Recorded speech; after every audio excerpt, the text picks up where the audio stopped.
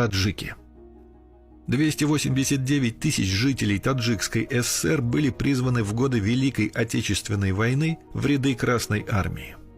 Еще 45 тысяч человек отправились на трудовой фронт, откуда многие также попали в войсковые части и соединения. Около 100 тысяч солдат и офицеров из них погибли.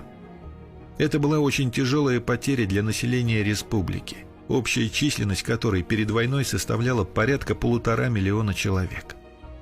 Звание Героя Советского Союза получили 68 жителей Таджикской ССР. Боевых наград за проявленное на фронте мужество были удостоены более 55 тысяч воинов.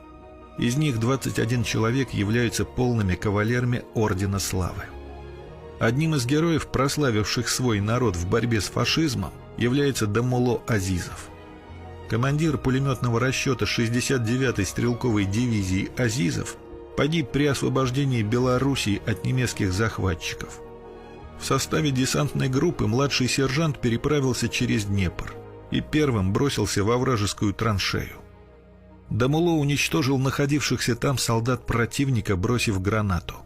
Затем он развернул немецкий пулемет и открыл огонь по гитлеровцам. Этот неожиданный и смелый маневр позволил обеспечить форсирование Днепра основными силами Красной армии. Исмаил Хамза Алиев, еще один герой Советского Союза. Он совершил подвиг на Курской дуге. Командир орудийного расчета не позволил вражеским танкам прорвать оборону. Когда его артиллерийская установка была подбита, сержант Хамза Алиев открыл огонь из другого орудия, расположенного поблизости.